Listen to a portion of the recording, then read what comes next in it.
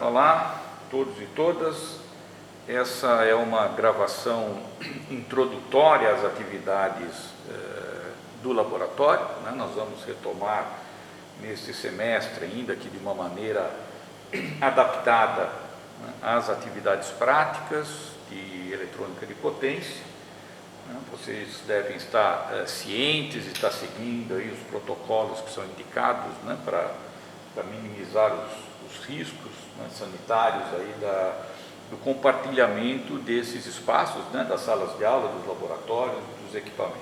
Então, o que eu vou apresentar para vocês hoje é uma conversa que normalmente é feita no início da primeira aula prática, né, para que eu não tenha que repetir isso, né, em todas as sessões e nós possamos ganhar tempo nas atividades práticas, já que elas serão realizadas individualmente, né, e não em equipes.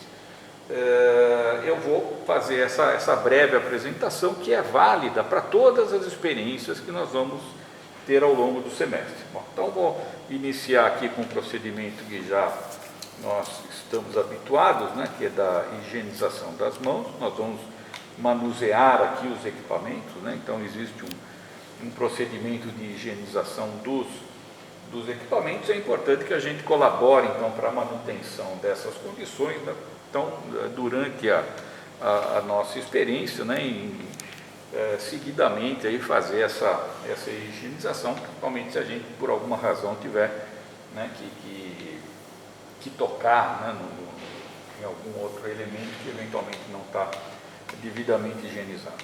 Bom, nós vamos trabalhar em várias das nossas experiências com tensões obtidas a partir da rede elétrica, né? Então nós temos tensão de fase, 127 volts, de linha 220.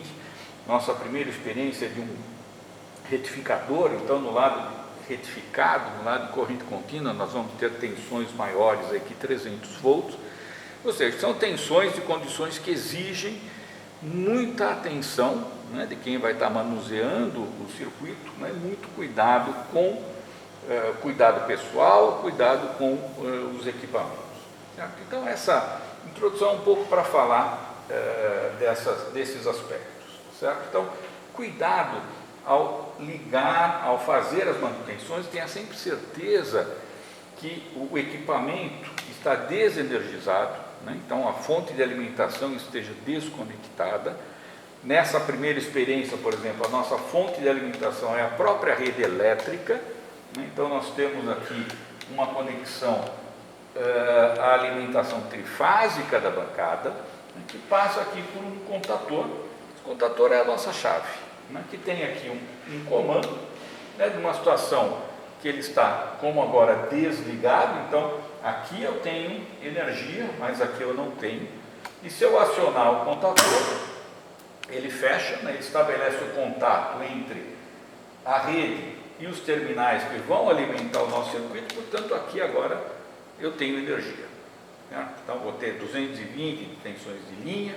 Se o retificador estiver operando, vou ter 300 volts alimentando essa carga aqui. Nós já vamos, né, durante a experiência, né, vocês vão fazer essas medições aí. Então eu vou desligar, né? Então, para eu poder, né, fazer algumas movimentações aqui, sabendo que eu não tenho energia no meu circuito, é quando eu vou fazer a troca de posição dos pontos de observação.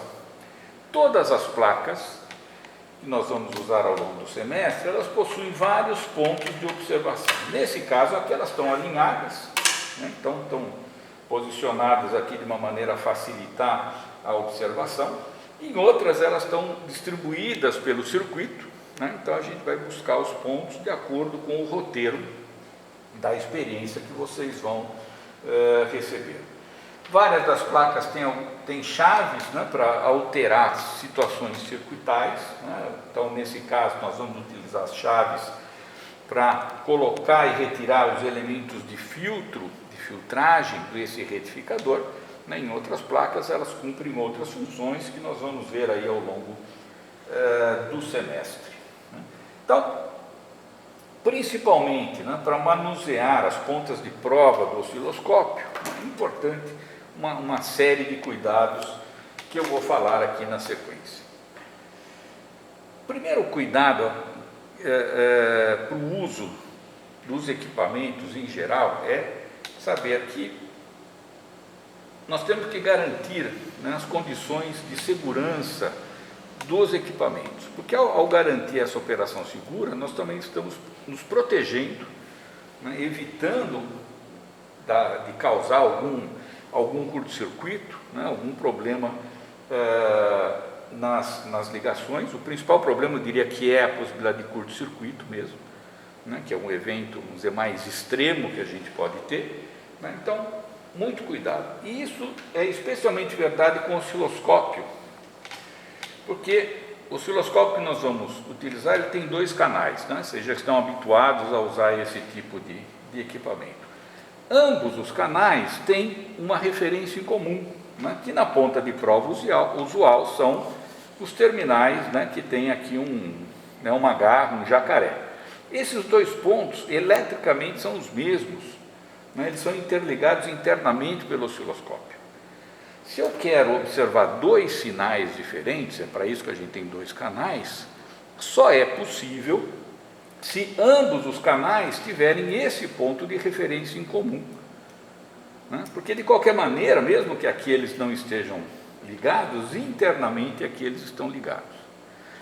Mais do que isso, esse ponto de referência do osciloscópio, ele está, todos os pontos metálicos que a gente tem acesso, como nos terminais B e C aqui, né, nesse ponto aqui, que é para fazer a calibração da ponta de prova, eles são aterrados, eles estão no 3º pino da tomada, né. Portanto, eu tenho um potencial 0 aqui, né, se o meu 3º pino estiver aterrado. Isso é feito, isso por norma, né, toda a parte metálica externa a um equipamento energizado deve estar aterrada, né, para que o usuário, né, ao tocar nessa parte metálica, já que ela é acessível, esteja protegido. A função principal do aterramento é proteção do usuário, né. Então eu não devo ter, né, problemas de tocar nessa parte metálica. Isso vale para o osciloscópio, vale para a máquina de lavar roupa ou para a geladeira da casa de vocês também. Bom, agora nós temos um problema aqui com esse aterramento do 3º pino do osciloscópio. É que nós queremos fazer medições aqui no nosso circuito. Por exemplo, eu quero medir a tensão de linha, né, a tensão de uma fase para outra fase.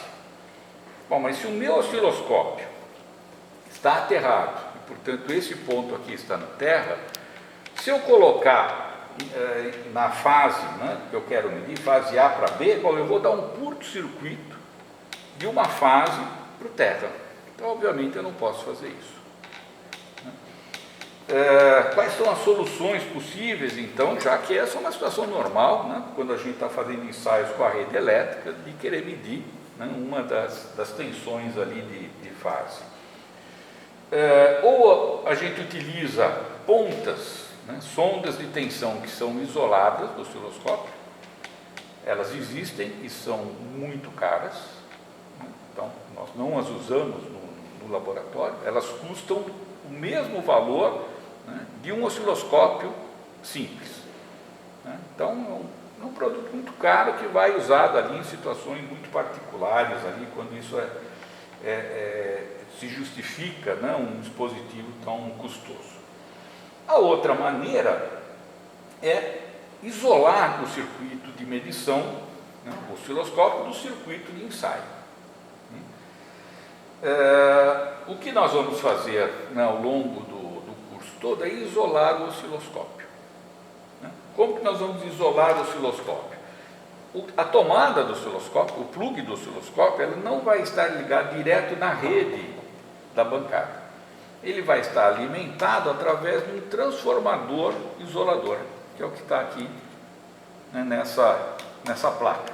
Ou seja, aqui nós temos um transformador que está ligado na rede, de 127 volts, e aqui nós temos 2 tomadas, né, eletricamente isoladas da rede. Ou seja, o 3º pino aqui dessas tomadas, aqui o padrão antigo ainda, ele não está aterrado. Embora ele não esteja aterrado, isso significa, né, que aqui é a alimentação do osciloscópio, a parte metálica e, portanto, o terminal jacaré aqui estão flutuando, não estão referenciados ao potencial da nossa rede elétrica, que é o que está alimentando o circuito de teste. Portanto, eu posso colocar esse ponto em qualquer potencial, sempre os dois juntos, né, porque eles internamente já são ligados, mas eu posso colocar em qualquer potencial. Então eu consigo dessa maneira, porque eu isolei eletricamente o meu osciloscópio, por exemplo, observar uma tensão de linha, né, de uma fase para outra fase, tá? Então, na sequência, nós vamos ver aqui alguns exemplos desse manuseio na placa, né, que vocês vão seguir na primeira experiência e depois nas seguintes também.